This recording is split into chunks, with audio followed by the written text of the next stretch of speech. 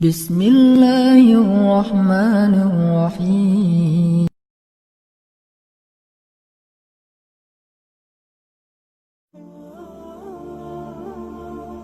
Baik. Sudah 11 bulan saya nggak punya kerjaan tetap. Nafkah yang saya berikan ke istri sangat minim sekali. Keluarga istri meminta saya untuk pisah. Akhir-akhir ini istri juga sudah tidak tahan. Istri saya bekerja. Sebenarnya kami masih saling menyayangi. Istri saya masih cinta sama saya. Ustaz, gimana saya menyikapi masalah ini? Apa saya ikuti maunya istri dan keluarga? Saat ini istri saya lagi didekati pria lain yang lebih mapan dan kaya. Salahkah saya kalau memukul pria tersebut? Karena pria itu telah mengambil kesempatan dalam kesempitan rumah tangga kami.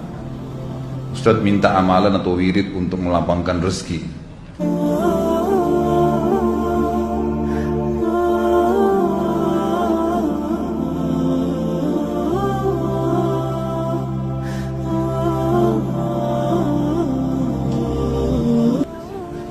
Ini ada hubungannya sama tema nggak ini?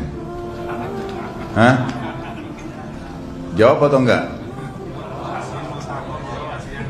Kasihan. Ya udahlah, kena malam terakhir ya.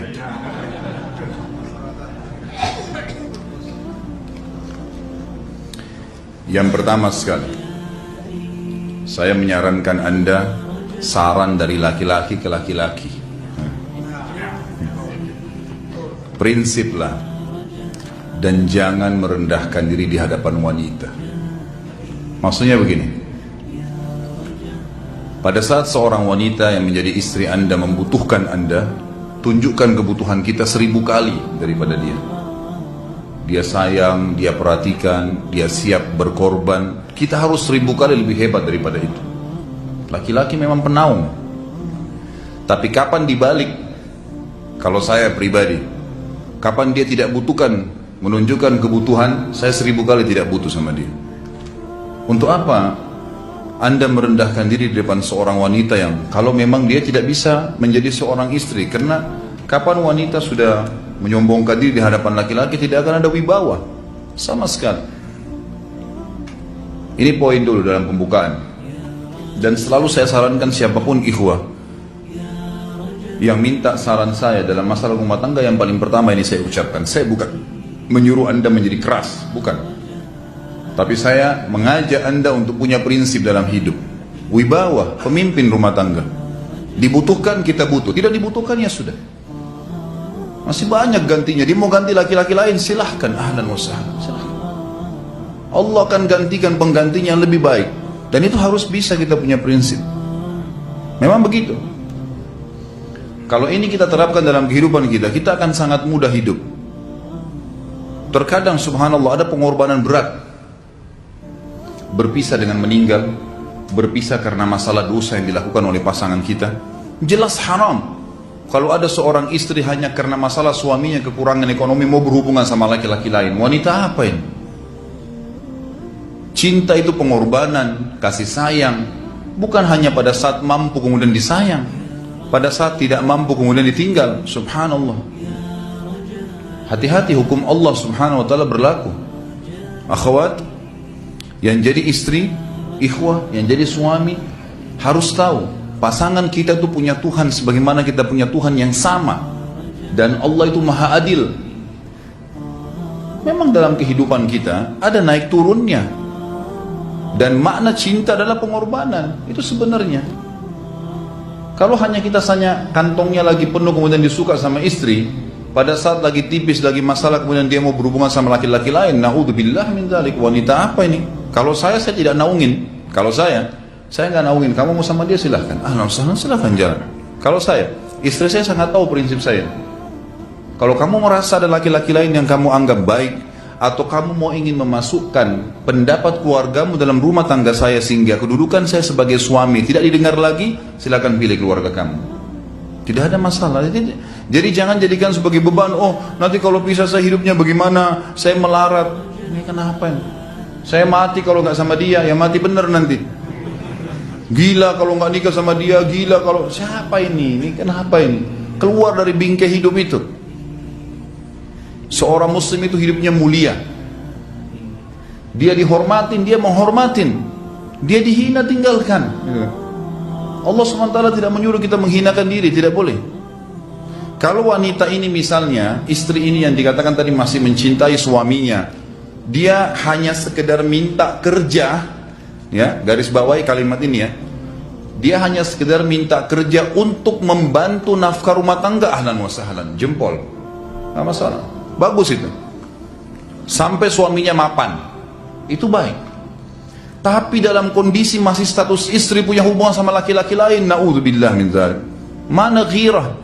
Mana kecemburuan positif yang telah Allah pelihara dalam diri kita? Nggak boleh. Pada saat seorang sahabat pulang ke rumahnya mendapatkan istrinya selingkuh dengan laki-laki lain, tidak disebutkan apakah berhubungan biologis atau tidak, tapi yang jelas sahabat ini sampai kaget masuk ke rumahnya temukan ada laki-laki lain. Dia bingung mau lakukan apa. Dia pergi ke Nabi SAW lalu berkata, ya Rasulullah, saya pulang rumah istri saya lagi sama laki-laki lain. Maksudnya dia pandu saya harus buat apa nih? Apa yang terjadi? Subhanallah, Sa'ad radhiyallahu anhu sahabat Nabi mulia menghenuskan pedang mengatakan, ya Rasulullah, kalau terjadi pada rumah tangga saya akan penggal dua-duanya. Dua-duanya saya penggal nih. Tapi di sini ulama bilang saat ingin menghukum kalau terjadi pada keluarganya dengan penggal ini, bukan maksudnya dia menghukum secara individu, maksudnya dia, saya ingin terapkan hukumnya Allah, dirajam, dibunuh karena mereka sudah menikah dan berzina. Hukum Allah terapkan, kemuliaan agama harus ada.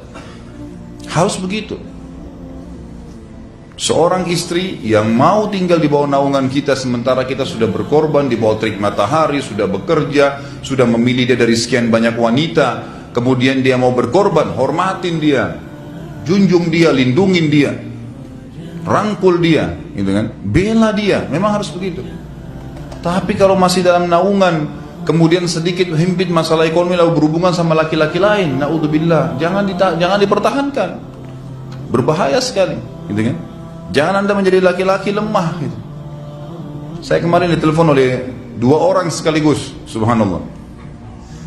Sahabat dekat telepon pada saya, laki-laki. Ustaz, maaf mau ngomong sebentar. Baik, silahkan. Ustaz, saya ini, istri saya pulang ke rumah ke kampung ayahnya ibunya karena alasan mengurus ayah dan ibunya. Akhirnya saya sama anak-anak ditinggal di sini sendiri. Setiap kali saya panggil pulang, dia bilang, sudahlah saya nggak mau pulang. Kalau mau nikah lagi silahkan. Dia bahasakan begitu. Bagaimana sarannya Ustaz? Saya bilang nikah lagi. Dengan tegas saya bilang nikah lagi. Kalau tidak terbuka pintu fitnah. Perempuan itu kenapa harus pilih orang tuanya? Tidak boleh secara syar'i. Nggak boleh. Sudah menerima akad nikahnya seorang laki-laki, laki-laki itu yang dinomorsatukan di atas ayahnya, nggak ada alasan. Kalau suami izinkan boleh urus orang tua, kalau nggak diizinkan tidak boleh, nggak boleh.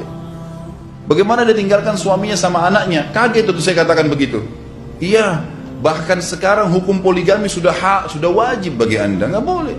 Wajib sekarang. Ini ragu mau melangkah seakan-akan poligami itu dosa, padahal dia ditinggal oleh istrinya. Bagaimana bisa ini? Ada laki-laki seperti ini nggak punya prinsip, harus melangkah. Dia sudah dapat jawaban saya dikasih ini, Ustaz, teman saya juga mau bicara, masalahnya sama lagi. Ustaz, istri saya tinggalkan saya, Ustaz, kayak mau menangis. Sebentar, jangan pakai nangis laki-laki. Apa ini cengeng? Ditinggal wanita nangis, subhanallah.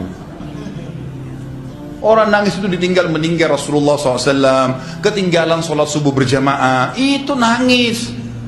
Nggak jadi jihad, nah itu nangis. Ditinggal perempuan nangis, la ilaha illallah. Allah ciptakan perempuan lebih banyak daripada laki-laki. Ini bukan menurunkan martabat perempuannya. Artinya harus seorang pemimpin itu punya wibawa. Nggak bisa, kalau nggak akan dianggap remeh nanti. Istri itu dinaungin, dilindungin, dididik, diberikan haknya ia. Berikan berlipat-lipat penghormatan sebagaimana dia berikan satu penghormatan, nggak apa-apa. Tapi jangan sampai menginjak martabat seorang pemimpin, tidak boleh. Akhirnya saya sampai bilang sama dia, akhi, ambil keputusan. Kamu mau balik sama saya berumah tangga di sini, atau kamu pilih rumah orang tua kamu? Oh, saya pilih orang tua saya, baik, saya ceraikan kamu sekarang. Assalamualaikum, tutup telepon, selesai. Jangan lama-lama. cengeng sekali. Udah sujud sama Allah, saya masih berat cintanya Allah. Dia minta kepada Allah subhanahu wa ta'ala. Ini gampang dihilangkan dari hati. Sebagaimana dia datang, dia bisa keluar. Gampang itu. Subhanallah ya, jangan terlalu mencintai dunia berlebihan. Kalau saran saya, kalau istri anda ini tanya baik-baik, kalau kamu bekerja hanya karena mau bantu nafkah rumah tangga sekarang, ahlan wa sahlan, silahkan. Selama pekerjaan halal, antar dia ke tempat kerjanya. Muliakan dia, jaga, jemput pada saat pulang. Anda pembelahnya, begitu. Tapi kalau berhubungan sama laki-laki, ada subhanallah suami, depannya dia, istrinya telepon laki-laki lain, dan dia menerima itu. Mana ini? Dalam agama haram. Wallah haram itu hukumnya. Nggak boleh. Itu namanya dayuth dalam agama. Nabi SAW mengatakan Allah melaknat dayuth. Kata sahabat, siapa itu dayuth ya Rasulullah? Laki-laki yang tidak punya cemburu terhadap pelanggaran agama yang terjadi pada istrinya. Gimana caranya? Nggak boleh dalam agama Islam. Gitu kan? Makanya biasakan hati kita terisi dengan cinta kepada Allah SWT dan bukan cinta kepada manusia. Mencintai istri karena Allah yang perintahkan, mencintai suami karena Allah yang perintahkan. Jadi semua karena Allah. Tidak ada kata-kata hilang, tidak ada rugi kalau kita meninggalkannya. Jadi ini hal mendasar yang saya tahu, Allahu alam. Jadi sampaikan seperti itu. Kalau wirid apa? Saran saya adalah memperbanyak istighfar kepada Allah SWT. Gunakan momen musibah itu sebagai kesempatan untuk mendekatkan diri dengan Allah Subhanahu wa taala. Begitu.